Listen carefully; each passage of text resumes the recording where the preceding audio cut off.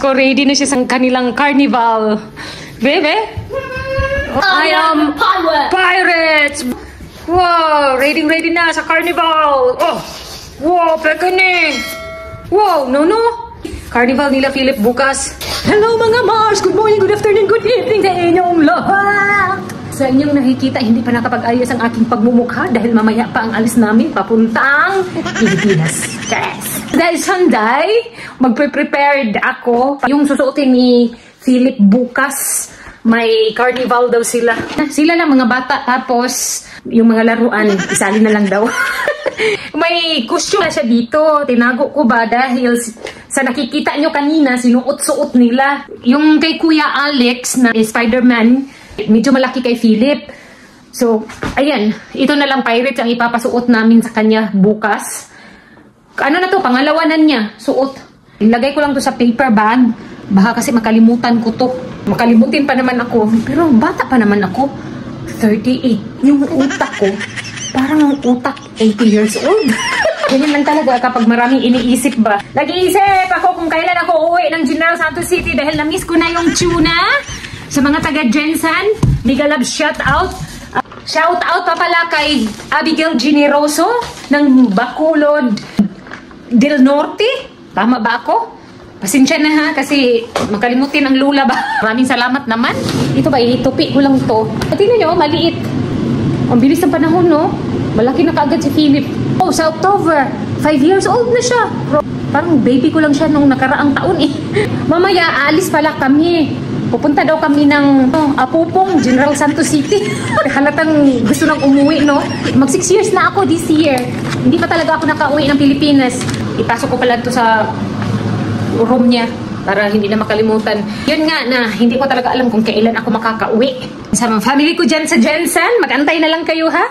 Darating naman ang Miss Universe Slovakia. Pupunta kami ng OB mamaya. Yung light na binili ni Vladimir sa 5 piraso, may isang damage.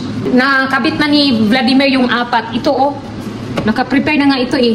Ipakita ko sa inyo ha kung ano yung nilagay ni Vladimir na lights. Hindi dito sa living room. Yan ang bagong ilaw namin. Si Vladimir lang ang naglagay niyan. Oh. Nandito pa pala kami sa Alsa Iska. Bumili si Vladimir ng painting. Color paint? Color? Pencil kuya? Colored pala. Tapos na-notice ni Philip daw na may damage. Mabuti na lang hindi pa kami nakalayo. Nandito pa kami nakaikot-ikot sa area. Ito pala yung Alza Eska. Tignan nyo naman ang aming weather today, oh. Makulimlim. Ciao. Philip ko, kuya. Later on, pupunta kami ng Signets Park. Then, after nyan, doon kami sa Ubi. So, busy ang life namin today. Asan na yan si Vladimir?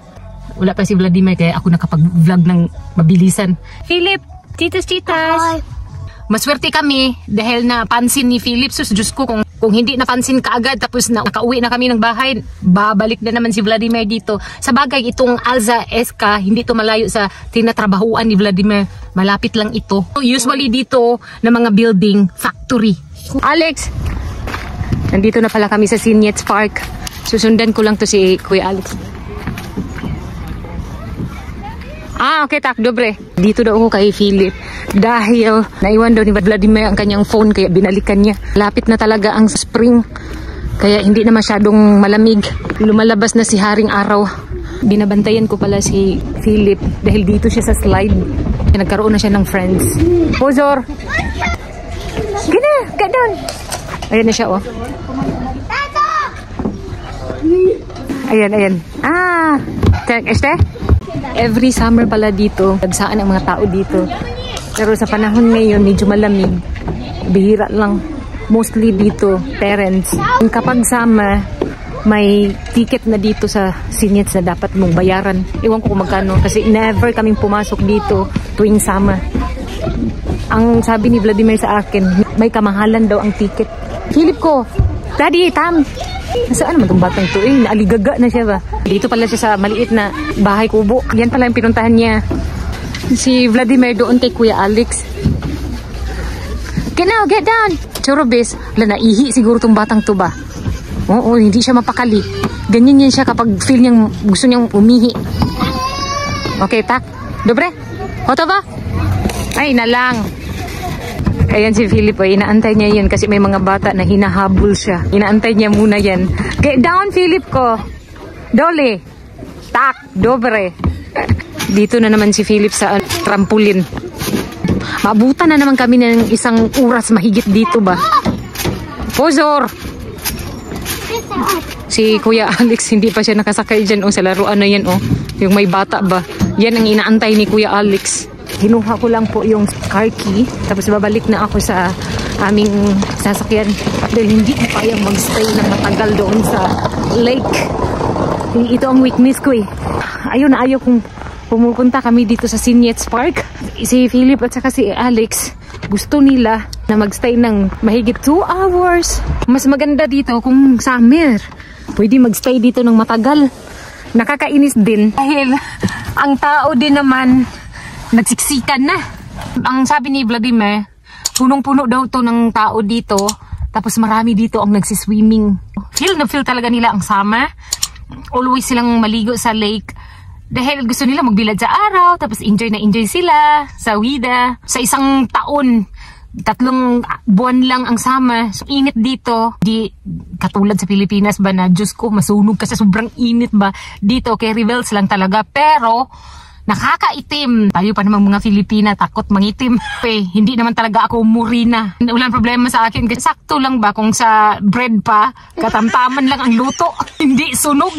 Singit ko lang ang nasunog. Nandito na pala kami sa ubi. Papasok lang kami dyan. Wala kadami nilang flowers. Dumiritso sila dito sa mga laruan.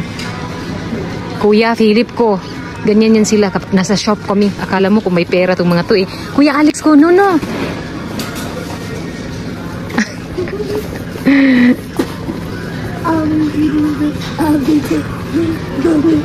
Ikaw ba? No, Philip ko. Ay, na lang. Sinauli na pala ni Vladimir yung light. Palitan ata yun ng bago.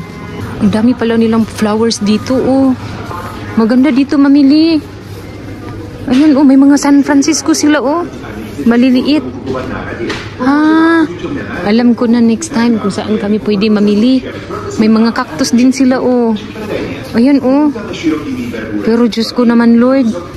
Mahal ata to. No. Mayroon akong ganito, na bulaklak. We have like this, Kuya. Duma. Hala, nandito pa pala yung bulaklak nga. Pangpaswerte daw to. Meron pa pala dito, Tinuro ni Kuya Alex to. Hala, ang ganda ng mga bulaklak nila. Hala, 6 euro. Ay, ang mahal naman itong malaki, Tignan ko ang presyo, ha. Diyos ko, Lord, 14 euros ang orchids nila. Ayan, pariho yan sa orchids ko doon sa bahay. Mahal pala dito sa ubi. Tapos na po kami uuwi na. Ni Philip ko, ang daming request ni Kuya Alex, Nandito na pala kami sa bahay. May nabili kaming olive oil at saka apple juice 100%. Itatry ko ito. Tapos may lemon naman kami dito.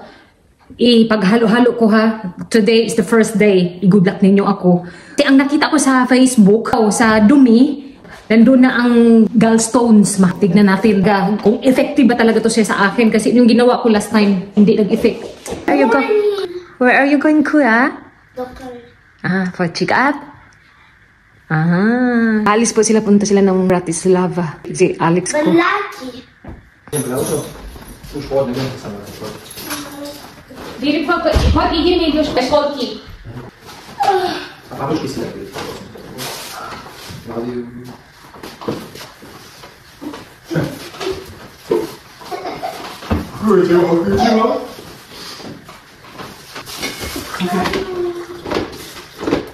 Ahoj. Pašku. Máš tam Majolku? Ahojte. Tam ale malinovku tam má, vodičku a má tam ešte croissant. Čo tu beriem? Nemá? Has he got the juice there? Bottle. There's just vodo. Yeah, anything. Toto. Water for drinking. Is it in the Water is there. Please. For the mask. See you later. Philip ko, they're gone. Sad na naman si Philip ko. Kuya Alex ko will be here. Putong. Ano? Good morning mga moms. Hindi ko pala natapos ang aking vlog kahapon dahil tinamad ako. Masama ang pakiramdam ko ba. Kaya maghatid lang ako ni Philip. Then si Kuya Alex pala, sa nakita nyo kanina, pumunta na naman siya ng Bratislava para sa kanyang heart check-up. Kay Carnival pa pala si Philip ko. Dala-dala ko ang costume niya. Alam nyo ba kagabi? Katabi niya itong natulog siya. Grabe, sobrang excited niyang magsuot nito. Nandito na po kami sa kindergarten. Bihisin ko na ito si Philip. Kasi excited na siyang suot yung kanyang Carnival. Mommy, ayaw doon. Vlogging.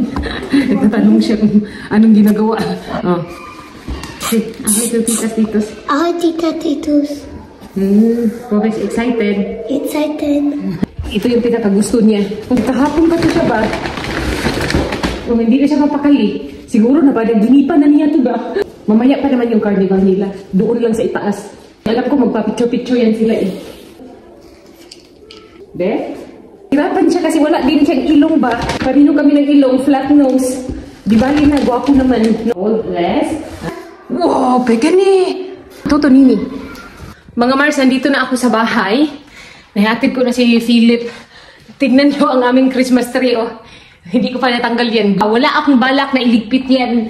Dahil tinamad na ako ba. Nabitin ako sa Christmas tree namin. Magpiprepare ako ng aking breakfast. Kailangan kong mag-fasting. Dapat ngayon kakain na ako.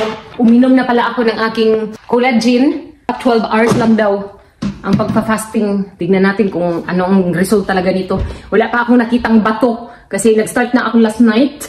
Tinitignan ko ang dumi ko, hindi ko makita. So kakain ako ng breakfast, dapat yung carbo para hindi ako magutom kaagad. Good luck nyo ako, sana makaya ko to. First time ko to mag-fasting eh.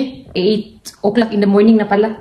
Anyway, may ikukwento ako sa inyo. Yung mga previous vlog ko, kumbaga nagkukunik-kunik ito. Related din doon sa sakit. From elementary to high school. Dahil siguro sa naranasan ko ba na hindi ko na siya maintindihan. Tapos wala ding advice na nanggaling sa aking parents kasi sinarili ko lang ang aking problema. Ang aking sakit halos every month na. Then, nabully pa ako ng sarili kong pamilya. Tapos yung mga classmate ko pa from elementary to high school. Dahil sa depression ko, tapos may anxiety, ayun, muntik na akong nagpakamatay. 3 times akong nag-attempt. Yung elementary ako, sinadya kong hindi kumain para mamatay ako. Tapos, yun, nag-collapse lang. Sabi ko, ano ba to? Tapos nagising pa ako. Dahil nga, nabantayan ako ni mama ba. Yung second, nakita ko yung Zunrox. Tapos iniisip ko, sana kapag iinom ako ng Zunrox, dapat hindi na ako ma-hospital. Dapat diretso patay ba? Hindi pa rin. So, iniisip ko ng maigi. Naku, baka maalanganin to ba? Tapos gastos na naman. Hindi natuloy yun. Ang pang-third, yung bahay kami doon sa Bula, General Santos City, malapit kami sa dagat. Gusto ko na sanang tumalon dahil hindi ako marunong lumangoy. So, sabi ko, ito na siguro yung pagkakataon. Iniisip ko din, baka maalanganin ba? Masagip pa ako, tapos madala ako sa hospital. Ayaw ko nang ganun. Gusto ko i-diretsuhan. So, hindi ko pa rin siya tinuloy. Unfortunately, nag-work ako doon kina. Galab siya, shout out sa'yo, Mary Ann Bangkuyo. Siya yung dahilan kung bakit hindi ko natuloy yung pagpakamatay. Dahil doon ako nag-open up sa kanya. Sinabi ko lahat sa kanya kung ano yung balak ko sa buhay. At that time, puno talaga ako ng problema. Lalong-lalo na sa pamilya ko. Then, nag-aaral pa ako kasi gustong-gusto ko talagang makatapos sa pag-aaral. Kulang sa suporta ba ng pamilya dahil din sa hirap ng buhay. Siya ang nag-advise sa akin. Sabi niya ganun, huwag mong gawin yan. Alam mo ba, yan, kapag gagawin mo yan, makasalanan ka. Huwag mong ituloy yung balak mo. Kasi masama yan. Antig ang puso ko noon nung sinabi niya sa akin na naginip daw siya kay Mama Mary. Ang dami niyang kinukwento about God sa akin. Yun, na-realize ko ang lahat. Oo nga pala, no? Ang babaw naman ng dahilan ko kung gawin ko yan sa sarili kong buhay. Wala naman akong karapatan na bawiin yung buhay ko. Dapat mag-antay ako kung kailan ako kukunin ni Lord. Nagpapasalamat talaga ako kay Lord. Sa mga ginawa ko sa kanya ba, yung sobrang galit ko sa kanya. Muntikan ko nang gawin yung mga bagay na hindi ka nais-nais. Lalo-lalo na yung pagpakamatay dahil lang sa problema. Nagpapasalamat talaga ako dahil balik yung paniniwala ko sa kanya. At sa'yo, Ate Mary Ann, dahil sa mga advice mo, natuto talaga ako. Yun, alam ko na kung paano mag-handle ng mga problema. May mga changes na ba? Hindi ko na alam kung ano kukunin ko dito. Hala, chismis pa more. Balik tayo kay Kuya Alex. Next time ko nasasabihin sa inyo kung ano ang resulta sa kanyang check-up today. Thank you for watching. God bless! Ayos!